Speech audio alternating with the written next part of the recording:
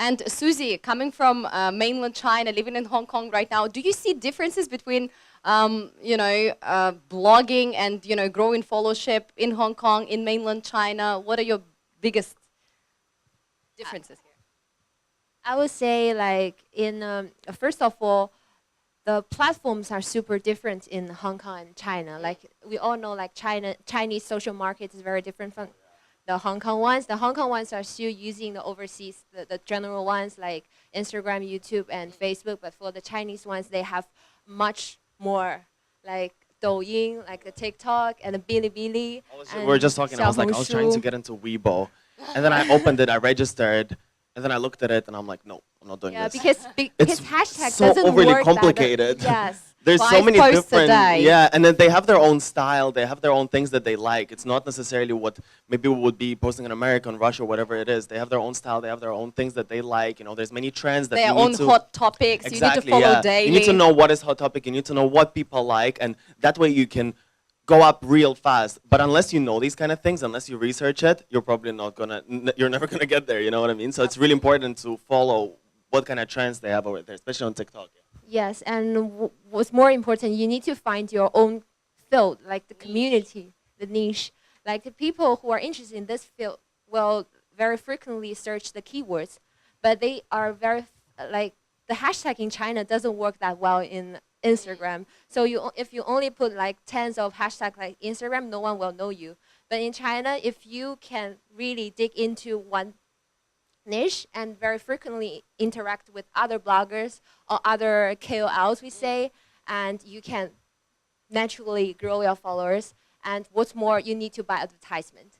Yeah. And that's the most important thing. And before you buy interactions, if you want to grow very quickly, you need to buy the fake statistics for you, because there are so many accounts outside. Like, people, even if they like your content, and they say, oh, they see you only have like 100 or 200 followers, they will not follow you. So in order to build up in a quite fast speed, you need to do this. Absolutely, and these are 2 points. One is building relationships with other bloggers. I think that's also a part of the story, how you got there, right? That's what you can do in Weibo. You basically build a network of bloggers. Find a community. And then they repost and reshare, and they share basically their fan base with you, just because they find your content really cool and original. And the second is advertising. Guys, I cannot tell you how many times brands went to China, hired a very expensive blogger, literally, very expensive means like $50,000 up per post, right? Very expensive blogger. And then it just did nothing for them, because they forgot that on top of that, they need to budget for bloggers advertising.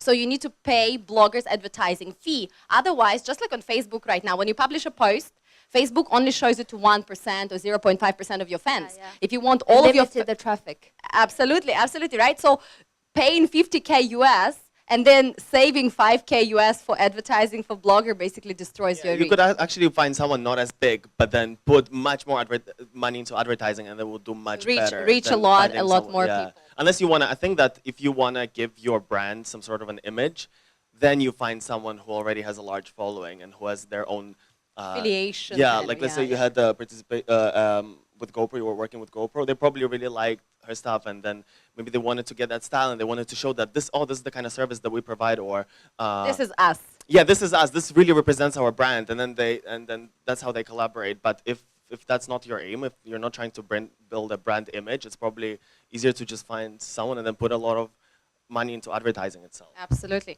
And you speak great Cantonese. How did that happen? I learned it. No, I figured out that Cantonese is. I figured out that whenever I would speak a bit of Cantonese, people would give me like a huge reaction. Guys, who speaks Cantonese in here?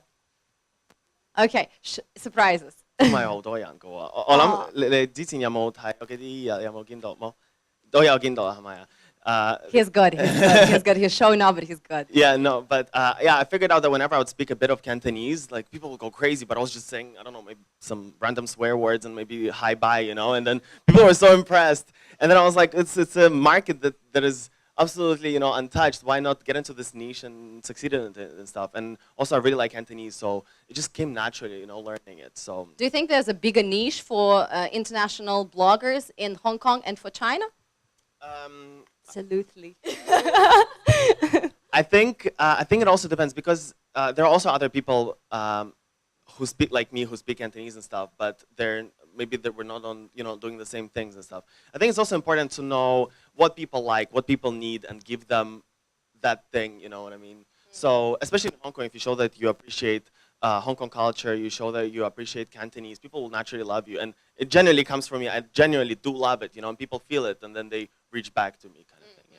And Susie, why do you think there's such a niche and such a market for international bloggers in China? I've noticed like for these 2 years, the foreigners are growing super popular in China, and there's also English-speaking community, and they select a lot of foreign, like English speakers who are maybe the exchange student in China or just live in China, and they help them to build up the blog also.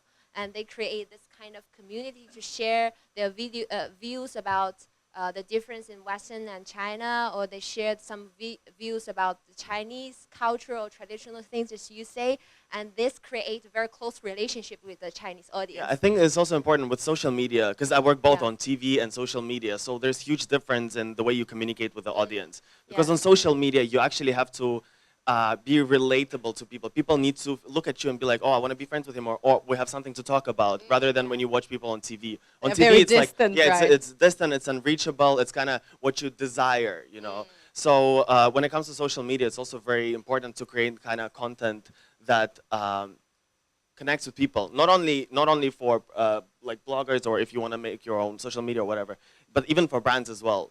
If it's something, if it's an advertisement that it doesn't have to be high quality, but as long as it connects with the people's daily lives maybe, or that they can share with their friends and be like, oh, remember we did that yesterday, then they're gonna be much more interested in it rather than just a pretty picture or a pretty face. Absolutely, absolutely. Actually, another big trend right now in mainland China in terms of the content is down to earth.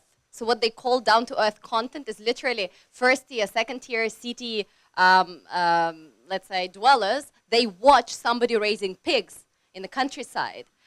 They watch somebody like chopping salad and preparing a very simple salad, nothing fancy. They watch somebody leading a very simple life. So that's that's called down, but that's going really, really, I would say, raw. What we're talking here is basically no filter and let them know what you're doing in the morning. Josh, from your standpoint, isn't that what influence is from the B2B standpoint, right? You find the founder or the spokesperson and then let him be real and represent the brand. Right, a large part of my work is trying to talk companies into using their founders, the executives, as the influencers, rather than going out and hiring somebody for $50,000. I say, why don't you just put your CEO out there and put a camera in his face and make him talk a little bit? That won't cost you anything, and the hardest part is getting the CEO to buy onto it and say, agree to do it.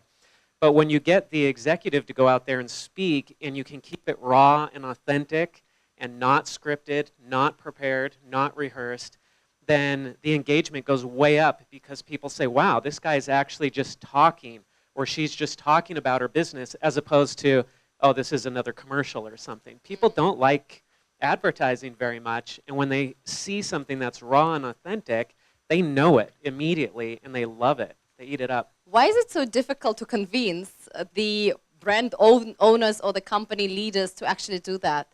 A lot of it's just tradition. I mean, we grew up with mass market advertising, and it has to be polished, and nobody wants to put themselves out there and get vulnerable and put themselves at risk. They think they're going to look like a fool or something, but the reality is, if you do look like a fool, it actually endears you to people, and people like that, and they say, wow, this guy's human. Even though he's running this huge company, he's a normal person, and he stumbles over his words, and he's not totally natural, but then that makes people trust you. When you are vulnerable, you gain trust.